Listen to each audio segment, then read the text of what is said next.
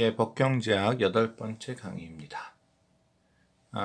지난번에 이어서 같은 PPT 화면이고요.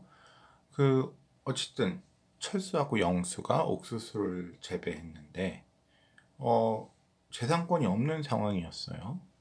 그래서 그때는 뭐 사람들이 지나갔다가 옥수수 있으면 마음대로 따먹는 시기였고, 따라서 이걸 전혀 모르는 병철이가 지나가다가 철수, 영수, 옥수수가 있는 걸 보고 이게 웬 횡재냐 그러고 따가니까 철수, 영수는 또 병철이를 잡아서 이걸 왜 네가 먹냐 라고 하는 거죠. 소유권이 없으니까 병철이는 아니 이거 옥수수를 그냥 먼저 먹는 놈이 임자지 갑자기 못 먹게 하는 건 뭐냐 또 이제 이렇게 얘기할 거고요. 그래서 분쟁이 생길 수밖에 없습니다. 두 가지 중에 하나죠. 앞으로 그냥 또 여태까지 그냥 누가 재배한 옥수수든 그냥 따먹는 놈이 임자다. 그럼 어떤 일이 벌어질까요? 뭐 철수하고 영수가 이제 옥수수를 잘 재배를 안 할 것 같아요. 왜냐면 자기네가 힘들여서 옥수수를 갖다가 뭐 100그루, 200그루를 심으면 사실은 자기네가 어떻게 보면 하나도 못 먹고 그 다음날 보면 뭐 병철이, 영철이, 무슨 뭐 순철이 이런 애들이 탔다가고 옥수수가 하나도 안 남아 있을 수도 있는데 그래봐야 어디 가서 하소연할 데도 없는 거죠. 그러면 이제 기껏 옥수수를 재배해서 삶이 참 풍요로워지려고 했으나 이 소유권이 없어서 옥수수를 재배하던 사람들만 바보되고 그래서 아무도 재배 안 하는 상황으로 갈 겁니다. 이렇게 갈 수도 있겠죠. 근데 이제 인간은 저희 생각에 뭐 원시인들이 어떻게 했는지 우리가 알 길이 없지만 적어도 어떤 그룹의 원시인들은 이런 생각을 했을 거예요.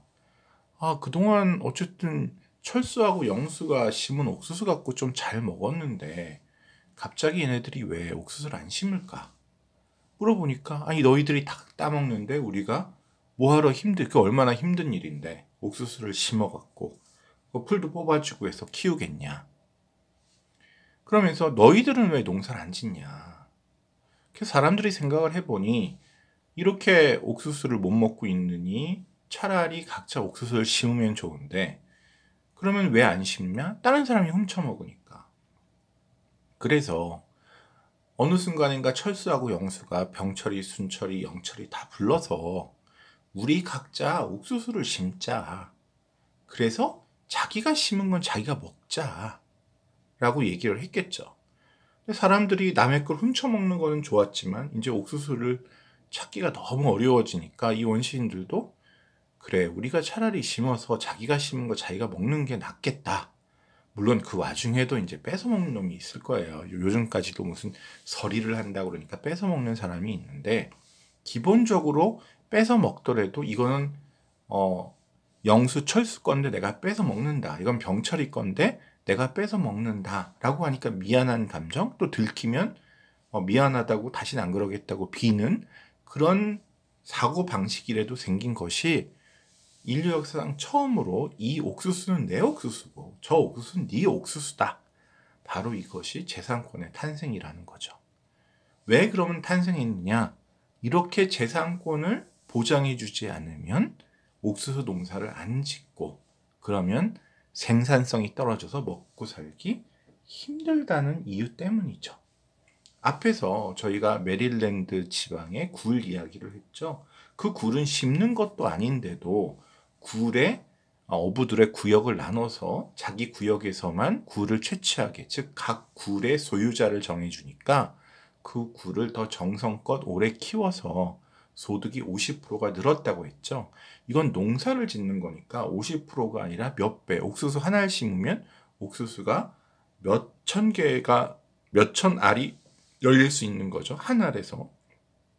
그래서 이런 옥수수의 엄청난 생산력을 재산권이 없으면 이 옥수수 재배를 이렇게 사람들이 먹고 사는데 큰 도움이 되는 옥수수 재배를 포기할 텐데 이 재산권을 보장해 줌으로써 사람들이 농사를 짓고 생산력이 이 생산력의 증가가 워낙 크기 때문에 결국은 재산권을 보장한 국가, 그런 법을 만든 원시 부족들이 더 번성했고 따라서 앞에서 얘기한 법의 진화론에 따라서 재산권을 점차 모든 인류 사회가 보장하게 된 것이 아닌가 생각을 합니다. 그래서 지금도 지금 잘 사는 우리 대한민국과 북한을 비교해보면 북한은 기본적으로 재산권이 없는 거죠. 재산권이 없어서 서로 그 소위 말하는 능력에 따라 생산하고 필요에 따라 소비한다. 즉 김 씨가 능력이 좋아서 쌀을 많이 수확을 했어도 이 씨가 쌀은 수확 별로 못했는데 가족이 많아서 많이 필요하다면 김 씨가 조금 먹고 이 씨를 줘야 된다. 이제 이런 아름다운 사상인데요. 그러면 과연 김 씨가 자기가 농사 잘 짓는다고 열심히 쌀을 지어서 절반 이상을 이 씨한테 주고 자기는 가난하게 살 건가? 인간이란 동물은 그렇게는 못한다는 거죠. 따라서 김 씨가 지은 농사지어 얻은 쌀은 김 씨 거, 이 씨가 지은 쌀은 이 씨 거, 이런 식으로 소유권을 명확하게 해주지 않으면 생산이 줄어들 수밖에 없다. 정부가 농사를 지으라고 그러면 공산당이 지으라면 짓겠지만 그것으로는 절대로 자기 스스로 돈을 벌기 위해서 농사 짓는 것만큼 열심히 짓지 않기 때문에 생산력이 떨어지게 된다라는 얘기입니다. 여러분들, 제가 이제 이런 얘기를 한번 비유를 해봤어요. 여러분 시험 성적인데 지금 이 수업을 여러분들이 100 몇 명이 듣고 있다고 했을 때 제가 이 학생은 막 100점 맞았어요. 근데 옆에 학생은 30점 맞았거든요. A라는 학생 당신 100점 맞아서 A 플러스인데 거기서 한 10점만 까서 이 불쌍한 이 F 맞아갖고 퇴학당할 학생한테 좀 주지 그래? 그러면 그럼 10점 가면 저 어떻게 되나요? A 플러스가 아니라 A 제로지. 대신 이 학생은 F에서 이제 C가 되니까 구제가 되잖아. 여러분 과연 그렇게 하시겠어요? 그리고 제가 억지로 그렇게 만든다고 그러면 이 학생이 정말 열심히 공부해서 100점을 또 맞을까요? 그러니까 사람의 의욕은 자기와 자기 가족을 위해서 자기가 열심히 일할 때 제일 근로의욕이 높다. 이것 때문에 이것을 보장해주지 않으면 그게 뭐냐면 재산권이에요. 네가 생산하는 건 네가 갖는다. 이것이 보장 안 되면 그 사회의 생산력이 너무너무 크게 떨어지기 때문에 이것을 보장해주는 쪽으로 인류 사회가 발달한 거고 그것이 재산권이다 라는 겁니다. 그래서 보나마나 인류 역사의 곳곳에서 재산권을 보장해 줘야 우리 원시인들이 잘 산다라고 해서 우리 원시 조상들이 그 제도를 만들었을 거고 그 제도를 만들지 않은 옆에 부족들은 다 정복당했을 것이다 라는 것을 추측이지만 어렵지 않게 우리가 확신을 갖고 추측할 수 있다는 얘기죠. 자, 그래서 재산권을 왜 갖게 되냐? 생산력을 늘리기 때문에. 아까 얘기한 국부를 늘리기 위해서. 즉 재산권이 꼭 무슨 하늘에서 주어진 권리는 아닙니다. 그렇지만 역시 진화론적 관점에서 재산권을 보장해주면 그 사회의 경제력, 국부가 늘어나고 국부가 늘어나면 옆에 부족들을 점령하거나 옆에 부족들이 따라 배워서 그 제도가 퍼져서 전 세계로 퍼지게 되는데 지금 세계 대부분의 국가들은 재산권을 보장해주는 이유가 이런 경제적인 이유다 라고 법경제에서는 보고 있습니다. 무슨 철학적인 이유가 아니라는 거죠. 자, 이웃한 목장과 농장 이야기를 해보겠습니다.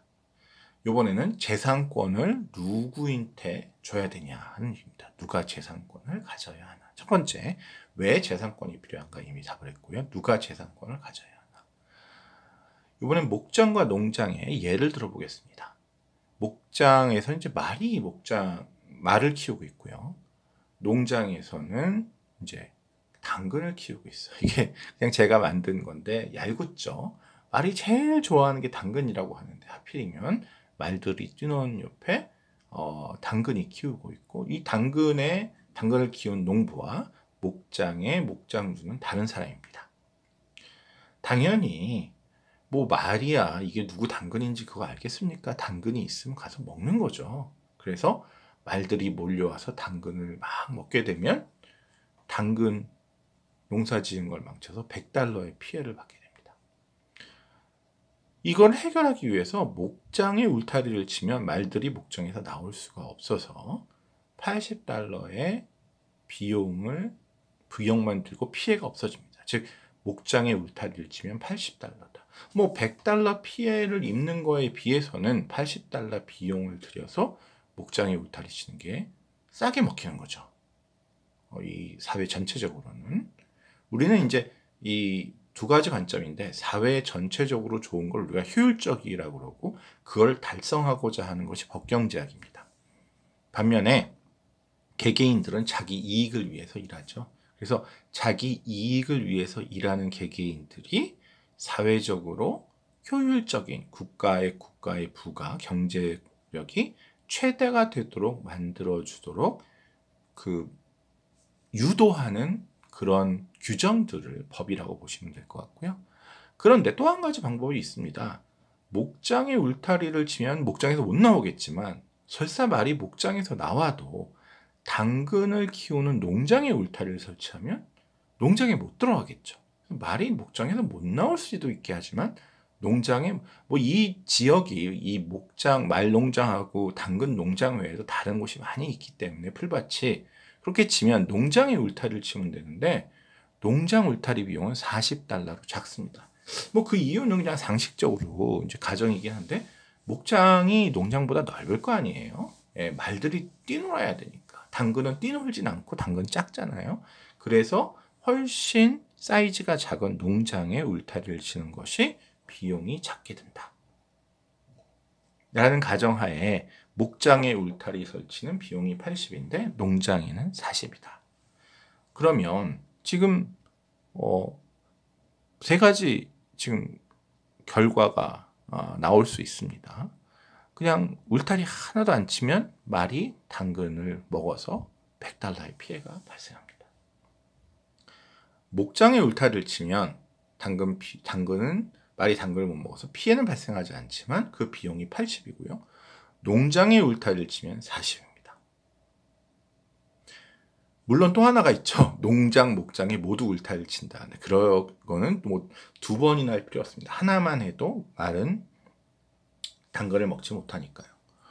그럼 사회적으로 봤을 때 농장에 울타리 치는 것이 가장 좋습니다. 사회적 비용이 100, 80, 40이니까 비용은 작을수록 좋아서 40입니다. 그래서 이 행동, 농장에 울타리를 치는 이 행동이, 또는 영어로 액션이 효율성을 결정하는 겁니다. 그러니까 효율성은 어떻게 결정되냐? 가장 비용이 낮은 농장에 울타리 설치라는 행동이 실제로 일어나면 그것이 바로 사회적으로 효율적인 것이다 라는 거죠. 그래서 우리가 규정이나 사고나 이런 것이 효율성을 결정하는 것이 아니라 실제로 일어나는 현상, 행동, 액션이 효율성이냐 아니냐. 만약에 뭐 어떤 일이 일어나서 목장에 울타리를 친다? 그러면 이거는 그 중간 과정이 무엇이 됐든지 효율적이 될 수가 없습니다. 중간에 무슨 일이 일어나든 농장에 울타리가 설치됐다? 그럼 효율적이에요. 근데 효율적은 여기서 여러분이 언뜻 생각하기에 이거 효율적이 과연 옳은 것인가? 뭐 제가 금지 단어로 옳다 그르다를 틀리다를 맞다 틀리다를 얘기하지 말라고 그랬는데, 아니 지금 말이 농장에 들어와서 당근을 먹는데 농장주에게 울타리를 치라? 이게 피해자인데? 그래서 농장주는 말이 먹어서 억울한데 $40 또 드려라? 뭐 이렇게 생각하면 복잡해지지만 경제학은 간단합니다. 농장에 울타리를 치면 비용이 최소화되기 때문에 농장에 울타리를 쳐야 된다. 끝. 그래서 효율성은 중간에 억울하다, 뭐 이거 너무하다 이런 거 다 필요 없고요. 그냥 그 결론이 국가 경쟁력, 사회 경쟁력을 가장 높이는 것이면 효율적이고 아주 바람직한 결과다라고 하는 결과론적인 학문이라고 보시면 되겠습니다. 아유, 너무한 거 아니냐? 근데 이 결과론적으로 더 국부가 증대되면 그 사회가 그것 때문에 부강해지고 그런 것이 쌓여서 주변 국가를 정복하거나 주변 국가에 영향을 미쳐서 시스템을 그렇게 바꾸겠죠. 그래서 너무하다 아니다의 문제도 아니고 옳다 그르다의 문제도 아니고 이렇게 해야 이 사회가 부자가 되면 그렇게 해야 된다라는 것이 결론입니다. 그런데 농장에 울타리를 치는 것이 반드시 농장주에게 불리한 것도 아니라는 것을 지금부터 이야기해 보겠습니다. 이 질문이 뭐였냐면 재산권을 누구에게 주는 것이 좋은가입니다. 그럼 사실 실질적으로 두 가지밖에 없습니다. 목장주가 책임이다라는 거는 말이 당근을 먹었을 때 그 책임을 목장주가 져라는 겁니다. 그럼 재산권은 농부에게 준 거예요. 농부는 말에게 피해 입지 않고 당근을, 자기 땅이니까 자기 땅에 당근을 심어서 키울 권리가 있고 그 당근들이 남에게 피해를 입지 않고 키울 수 있는 권리가 있다고 나라에서 목장주가 당근을 피해 입지 않고 키울 권리를 보장을 해준다고 해봅시다. 그럼 이제 목장주는 그냥 가만 놔두면 지금 $100를 물어주게 생겼어요. 말들이 다 먹어서 당근을. 목장에 울타리를 이제 치면, 이건 자기가 칠 수 있죠. 치면 $80가 들어요. 그럼 $100 손해배상하느니 $80 주고 울타리를 쳐야겠죠. 그런데 한 가지 아이디어가 번뜩 떠오릅니다. 농장주는 지금 얼마예요? $40면 치는데 내가 웃돈을 조금 보태서 $60를 주고 농장주에게 부탁하는 거예요. 네 농장에 울타리를 좀 쳐주면 안 되겠니? 이런 협상을 합니다. 왜 $40인데 60을 주나요? 농장주가 딱 40인데 40 주면 하겠어요? 좀 더 줘야지. 근데 60보다 너무 많이 주면 안 되는 게 자기가 지금 80, 그러니까 농장주는 자기가 비용이 40이니까 40보다 좀 더 주면 농장에 울타리 칠 용의가 있고, 목장주는 자기가 울타리 치는 비용이 80이니까 80보다 적게만 주면 이익이에요. 즉 간단한 산수인데 40보다 크고 목장 울타리 40보다 크고 농장 울타리 40보다 크고 목장 울타리 비용 80보다 작은, 즉 40보다 크고 80보다 작은 숫자가 있나요? 많죠. 50, 60, 70 많습니다. 그 중에 한 숫자를 골라서 주면 목장주도 내가 80이 아니라 예를 들어 60이네, $20 벌었네. 농장주는 내가 이거 비용이 $40 드는데 $60 받으니까 울타리 다 치고도 $20 이득이네 라고 해서 친다는 거죠. 그래서 목장주는 결국 $60를 잃고, 근데 이게 손해배상 $100, 목장 울타리 $80 비하면 $60 지불하는 건 좋고요. 농장주는 $20를 법니다. 왜? 자기 울타리 비용이 40인데 60을 받았으니까 60 빼기 40은 20이에요. 그럼 마이너스 60, 20, 사회 전체적으로 어떻게 됩니까? 마이너스 40이 됩니다. 마이너스 40이 뭐냐? 바로 앞에 있는 농장 울타리 설치 비용인 거예요. 그래서 이게 목장주가 책임지라고 법이 되어 있지만 결국은 목장주가 협상을 통해서 농장주에게 돈을 주고 농장에 울타리를 칠 것이고, 그러면 돈이 왔다 갔다 해서 목장주는 $60 비용이 들고 농장주는 $20 이득이지만 이렇게 나눠지는 거는 국가 부에는 큰 영향이 없고요. 다만 이 국가 전체적으로는 $40의 비용이 드니까 앞에서 우리가 현실적으로 $100의 피해, $80 비용, $40 비용 중에 $40 비용이 가장 작아서 이게 효율적이다라고 했는데, 목장주에게 책임지라고 해도 효율적, efficient한 결과를 얻을 수 있다는 거죠. 두 번째 룰은 농장주에게 책임을 묻는 겁니다. 네가 책임져라. 그러면 울타리 안 설치하면 어떻게 됩니까? 그냥 $100 말이 없고 피해 보상을 받을 수가 없어요. 왜? 법이 억울하게 당근을 왜 먹혔어? 그걸 잘 지키지. 네가 책임져라고 하니까요. 목장에 울타리 부탁할 수가 있나요? 목장주는 $80 이상을 부를 텐데 그러느니 농장에 내 돈으로 $40로 칩니다. 그럼 목장주는 지금 그냥 가만히 있는 거죠. 아무것도 안 했어요. 그 0이고, 농장주는 자기 농장에 울타리 치느라고 마이너스 40입니다. 0 플러스 마이너스 40 어떻게 됩니까? 마이너스 40이에요. 자, 이 마이너스 결론적으로 어떻게 됩니까? 울타리가 농장에 쳐졌죠. 그래서 룰 넘버 1과 룰 넘버 2는 완전히 다르고 목장주 입장에서는 룰 넘버 1에서 마이너스 60의 비용이 들고 이 룰 넘버 2에서는 비용이 안 들고 그러니까 목장주는 무조건 농장주 책임으로 판결이 나오는 걸 좋아해요. 재산권을 목장주한테 준다는 얘기예요. 농장주 책임이라는 거는 목장주에게 뭐냐면 목장주에게 당신 말이 있는데 여기서는 말이 마음껏 돌아다니고 마음껏 뭐 주변에 있는 거 먹을 권리를 주겠다라는 그런 철학입니다. 그래서 목장주의 권리면 농장주가 책임이고 반대로 농장주가 방해받지 않고 당근을 키울 권리, 재산권을 가지면 목장주 책임이 됩니다. 지금 이게 서로 영향을 주는 거죠. 그래서 농장주 책임이 되면 목장주는 엄청나게 더 좋은 거예요. 비용이 발생 안 하니까.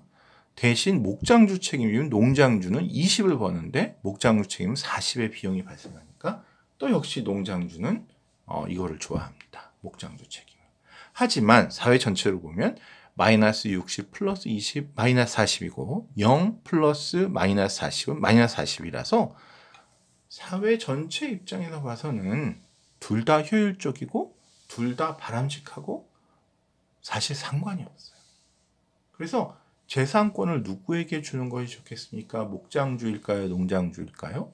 경제학의 답은 상관없습니다. 이유는 둘 다 효율적이기 때문이죠. 라는 거죠. 물론 경제학자 사회 전체로는 상관이 없지만 저희도 알고 있는 거는 목장주, 농장주는 목숨이 걸려 있습니다. 이게 60불이 왔다 갔다 하고 있어요. 둘이. 그러니까 이 60불에 따라서 큰 차이를 느끼게 된다. 하지만 사회 전체로는 상관이 없다. 경제학 너무 무책임하지 않나요? 그렇지만 이렇게 또 냉정한 것이 경제학의 맛입니다. 자, 여기서 끝나면 아니 진짜 그러면 재산권 안보인한테 줘도 되는 건가요? 라고 생각하실 텐데요. 그렇지는 않습니다. 그렇게 하면 이 법경제학이 일주일 만에 강의가 끝나겠죠. 그렇지 않고요.